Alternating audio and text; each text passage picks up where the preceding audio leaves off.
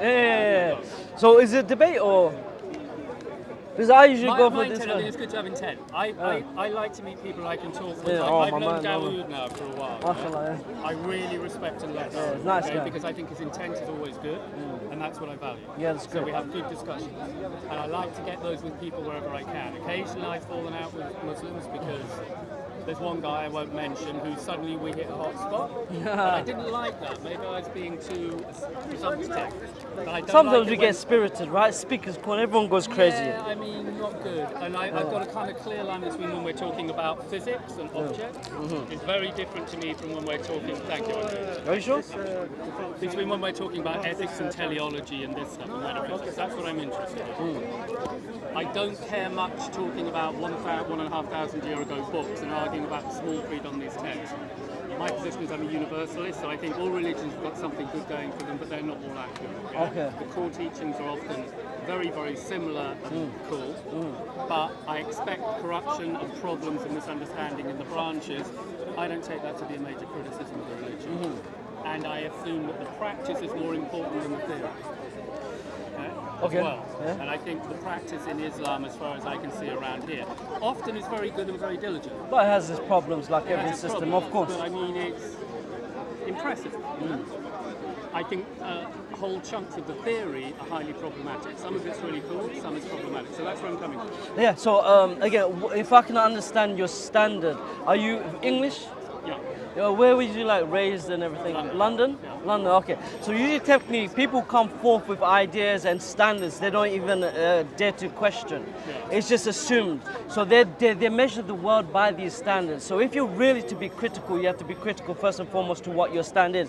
So if you say Islam is wrong in this place, it's because you're using a standard. Do you understand? So we have to taking be... Islam to be a spectrum of belief. Anyone who self-identifies as Muslim, I take to be Muslim. Out the gate. So that covers everything from Sufi to conservative. It's a spectrum. So, but what I'm saying is that some things in Islam that you might not find palatable is because the standard you're using, whether and what you assuming you're English, there's strong presence of liberalism, feminism, and it's a possibility. so it's a reality. It's a possibility. It's a reality. It's because this country is a liberal country, and it also has a lot of feminism and sexual liberation, and all of these thoughts and ideologies were found, not just found. Sure. It was developed by major players from the UK. I'm actively a liberal. I think maximising freedom of speech and freedom of autonomy is a good thing. I think each individual should and will be judged on their choices, but as far as possible, they should be free to make those choices. Which actually brings me to the question I was going to ask you, right? Not to say I can answer it, but I can engage in it. I tried to pick something that wouldn't be contentious, but would be a thought experiment. So my thought experiment is this. I believe in Islam and certain other religions. It's believed that you are born a Muslim, and I think Christians will believe that you're born innocent. Ala fitra, kullu mawlud, every child or birth baby is born upon a fitra, a natural disposition. You believe that? Not necessarily. There's a narration we say Islam, but mostly that we say fitra, like a disposition. You're inclined towards the belief of God, for example. And because I'm a universalist, I'm trying to think of a wider thought experiment. I think there are other religions where when a child is born, it's considered to be sort of innocent. Yes. Therefore, if it dies the next second, it goes to heaven. Yes, that's what I believe. So here's the thought experiment. If it's the case that when a child is born, it's in a state of kind of innocence, and if it dies, it will go to heaven. If I'm the parent of that child, why, and I want to maximise the child's chance of going to heaven, why shouldn't I instantly contain it in a sealed room, never expose it to any negative input, keep it alive, and then that will maximise the chance, surely, that when the child dies, it'll go to heaven. If I'm a good parent, my thought experiment, which I hope is not contentious, it's just interesting, is why shouldn't you? Now, I think I have an answer, which I thought up myself. So we believe the child will go to heaven. The question is, you put in a child in the question, will you get into heaven? I think that's the way to go. But do we agree on point A, that the child actually would, logically, the child would go to heaven, yes?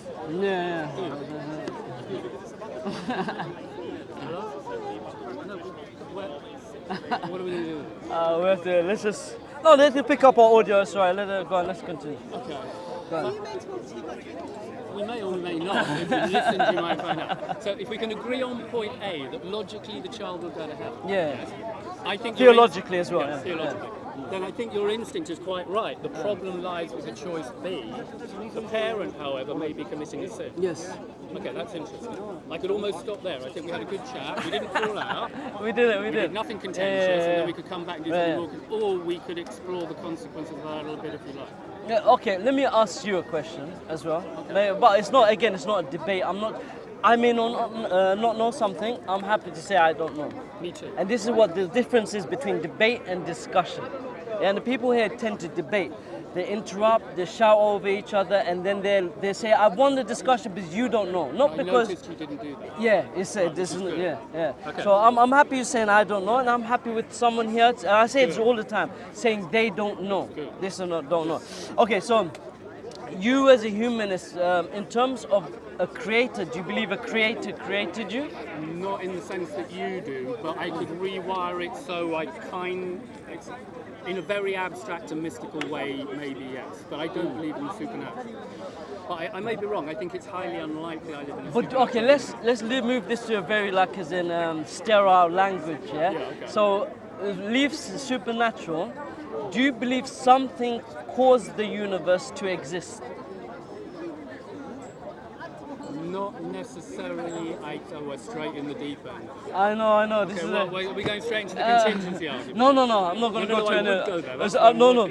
I'm happy just to talk. No, the contingency argument seems to be the backbone of the operation. I'm happy to go there, but I'd like to ease into it. No, I'm not even going into that. I just want to know what's operating here for you. I need to engage. I think it seems to me possible that I'm not a physicist, right? Yeah, that's fine. Today I've just spent 4 hours talking to a Muslim physicist who's over there called Dawah. Yeah. Really nice guy. And he's answered me a question about physics I've been fighting for 10 years. So I'm a happy guy. Yeah. It turned out I was wrong, but that's okay because I learned something, right? The answer is I don't know because I'm not a physicist. I consider it possible the universe had a beginning, but I also consider it possible, based on what the Nobel Prize winners are saying, based on what the National Association of Science is saying, that the universe is eternal.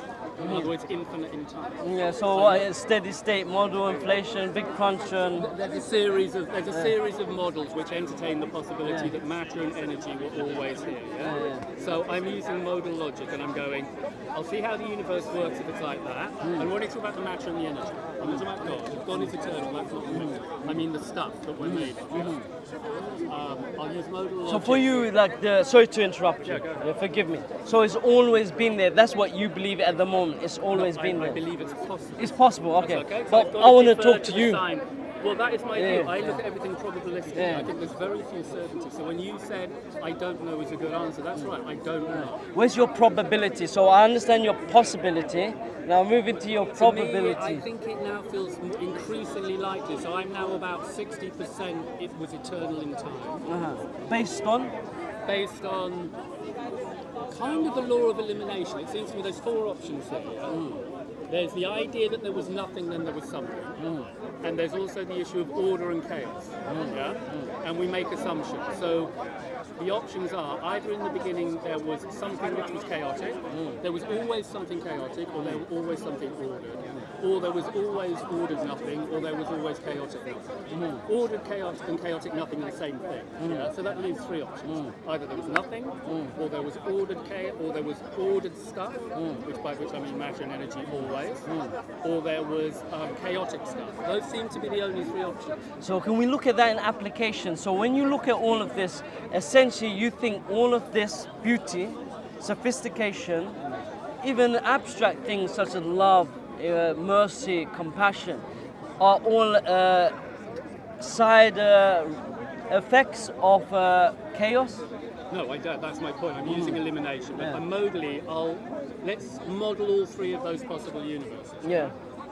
And of those, it seems to me as a layman, the most likely one, maybe 60%, is that there was always ordered matter and energy, as opposed to chaotic matter or energy, or nothing. The idea of nothing seems increasingly improbable in the physics. Yeah. Okay. When you say ordered, so break this down to me as a layman, not a physicist. When you say ordered, because matter rearranges itself, especially when we're talking about... But according to underlying laws of nature, in other words, that as a brute fact, in kind of Entropy gets worse. Entropy would be in play as a law of nature, Yeah. but I guess I am doing Bertrand Russell, but I should put it on the cards. I think every logical inference must contain a brute assumption of fact, an assertion of faith. Yeah, of course. So if you start with the assertion of Axioms. faith that I'm all about axioms. Yeah. I'm all about axioms. But- if you start with the axiom that there was always matter and energy in an ordered state, however counterintuitive that seems, and it does seem counterintuitive, Well, so what does ordered state mean? That's what I was asking. it means it has principles and laws which govern it in a self-consistent fashion. Okay. Oh, so where did those laws come from? They may just be brute fact. I'm exploring the possibility of many people have. Yeah, sorry, but there's a reason why. It's because these laws are ultimately what governs everything, as you mentioned. Because the matter moves, it rearranges this and that. But these laws which cause all of this, where did these laws come? Is it a lawgiver? No, I'm saying they may be. I've got three modes: A, B, C. In mode C, there are brute facts which are always there. And we're not talking about subjects or qualia. We're talking only about objects. Yeah. In mode B, the matter would have to be chaotic, and that doesn't make any sense, because if it's chaotic we couldn't have a conversation, because we need a certain amount of order just to exist. So I think B looks very unlikely. It looks like 1%. And then there's the nothing idea. Now the nothing idea is very popular, that there used to be nothing. And it's intuitively your first port of call. But the more you look at it, the science would seem to indicate there is no evidence for physical nothingness. There is always either energy or matter or vacuum energy, even in the darkest reaches of space. Yeah. And if that's the case, there's a possibility that this idea of nothing was never there, which means it reduces the necessity for an external creator. It doesn't disprove God, it doesn't eliminate God, it simply reduces the probability. Yeah?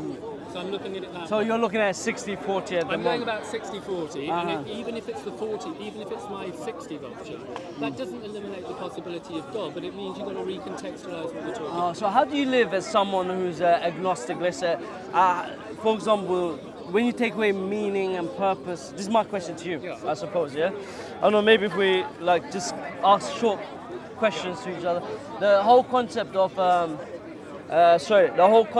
meaning. How do you give life meaning and purpose when you have no ultimate purpose? As not an atheist, I don't think but it someone who's inevitably not follows from theist. option C that life has no purpose or teleology. I don't think that automatically follows. I do understand. Because a lot of atheists fall into I know. materialism and nihilism and depression, and especially as a man, it's like you have this kind of disposition as to be functional. No, I think what religion is bringing to the table is teleology and meaning and purpose and values. That's the remit of religion. And to be honest, I'm interested in axioms, and I'm very interested in the notion that religion historically has tried to define its arguments. Sorry, I think you're blocking the. Sorry. Defined its arguments in terms of the physics, and I think it should be plugging into the metaphysics of qualia and consciousness. So meaning is all about values and consciousness, and the hard problem is consciousness and deep stuff. I think all religion is really about. The physics, I think history shows more and more. The problem that I would have here is that I understand, as me personally, I understand knowledge has limits. Our lifespan is limited as well. Our inquiry and our tools and even the fields in itself is developing. Everything has limits. To me, there has to be an end. There has to be an acknowledgement that we have limits. Absolutely. So we have to get to the destination, not just dwindle in the journey. It's lovely to dwindle in the journey, to look around, to appreciate life and this and that, but we must know where we are going. This is for me, my person. I'll just tell you my position. So ultimately, when I look at the world, even in the Quran it says, وَفِي أَنفُسِكُمْ أَفَلَا تَبْصِرُونَ, and in your own self, do you not ponder? And this is for me, it's like that whole rearrangement of matter and atoms. When you look at everything, it's just impossible. You look at cell biology, the mitochondria, the ATP turn into the ADP and all this. You know more than I do on that. It's like, it's brain blowing like, and you look at the DNA in every single cell of your body along with the RNA and the processes. For me, it's so hard to fathom that there's no guidance in this.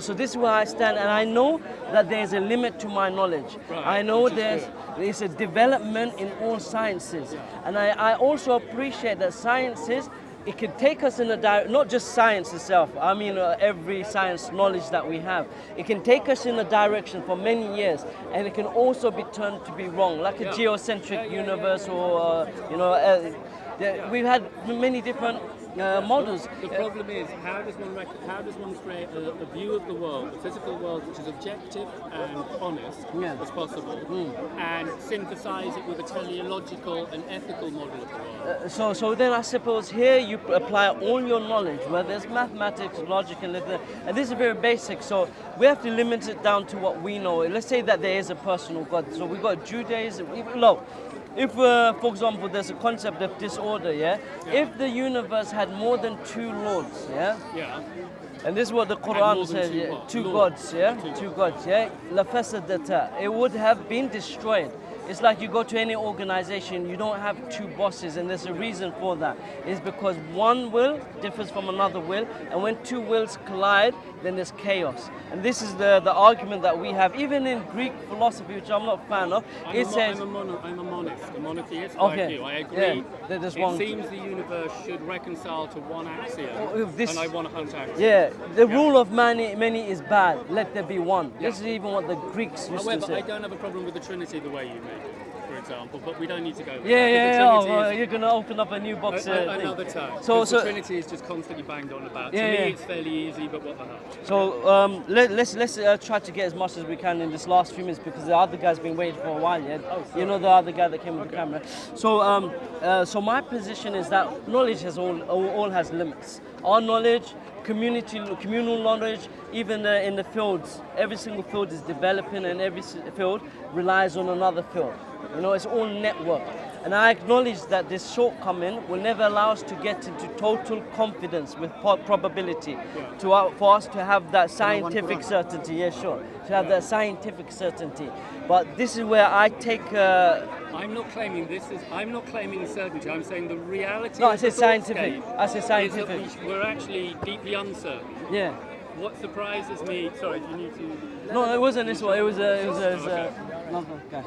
What worries me about a lot of conservative religion, not all, but some, I mean I favour the Sufi end of the spectrum, is the amount of certainty I hear.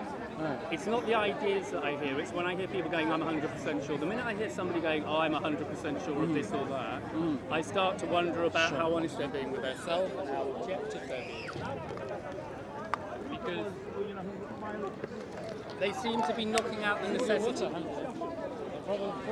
They seem to be knocking out the necessity for faith. For me, faith is the backbone of religion. I grew up in a So we have this faith, we have this, it's called ilm al-ghayb, things that we cannot see and that we believe in it, and tu'minu billah, we believe in Allah subhanahu wa ta'ala. So what are you uncertain about? What is it which you're just asserting as No, we believe in this. This is what we say, we what believe. What are you uncertain about? What is it that you're not 100% epistemologically certain about? Because I'm not 100% epistemologically sure of anything except I am. That's it. Everything else is on a sliding scale. So you know what we'll do? What we do, let me get back to you on this next time, if that's all right with you. The reason is because one, this topic is I know we're gonna spend some time, and I need to also refresh some notes as well on this, because I'm not gonna claim here that I can get into this subject. Was good because I've watched you and I love the way you gave people time and your attitude. So I'd like to get more dialogue. Well, I appreciate that. You've taught me a lot. Obviously, you know what I believe, isn't it? I'm very making assumptions. I don't know. You seem to me to be on the liberal end of the spectrum. No. I'm so orthodox. Really? More conservative than most people. So conservative. Really? So conservative. But I'm nice. I'm nice to people. Okay, but I'm super conservative. Really? Like that. Well, I don't think I am. But when I see things in my head, I'm thinking. But people don't realize. But I've lived in Saudi for 10 years. But I've seen the fruit on conservatism and traditionalism and family structures and law. You know, this is one thing I was thinking to myself. When you have law which is strong, the practice can be weak. So you can have a weak police force. Like in Saudi Arabia, I see the policing is really weak. But then you go in America, the policing is so harsh because the laws are so liberal. And this is what Islam is like. People think liberal and conservative. The laws in Islam is harsh, but it works in a way to deter people, deterrent, and it stops the crime. So people in Saudi Arabia, even in England before, as you know, it's very communal. They had harsh penalties, but they could leave their doors open all day without the fear of someone coming in, intruding into your house and robbing you. But so... You know Vlad the Impaler? But this is something to do... I saw a bit about Vlad the Impaler. Apparently, he used to be able in his empire he used to be able to leave gold goblets in the town squares, in the fountains and stuff. And even though the people there were virtually starving to death, nobody would steal them. The reason for that was they knew that if there was even a rumour they'd broken the law, they'd be impaled on wooden sticks up their bums and left out in public.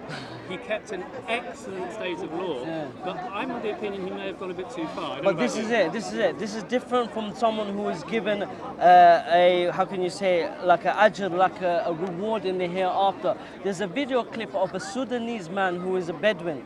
He's in the desert, a car comes and says, give me one of the camels. I will give you 20 million, this and that. He rejects it. He doesn't know anyone's recording it, but he rejects it. And he said, look, no one is looking. He said, Allah is looking. For sure. So he believes, that belief stops him. And you see now videos on TikTok and YouTube and all these social media.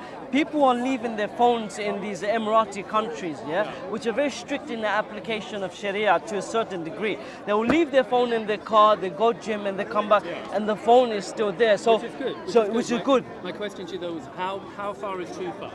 How far is too? Because I'm in no doubt that we have got. You know what? We did good, and now we're getting more potentially contentious. And I'd like to just end. Is that good? Yeah, that was brilliant. Let's continue. Let's continue. Okay, it was brilliant speaking to you. Thank you very much, man. You've read the Quran and everything already, yeah? I've done the first 100 pages. Yeah. And I'm going Let's continue. We'll continue next course, and I'll give you down. You can teach me something. Okay? Thanks. Nice. So how you doing, man? You okay?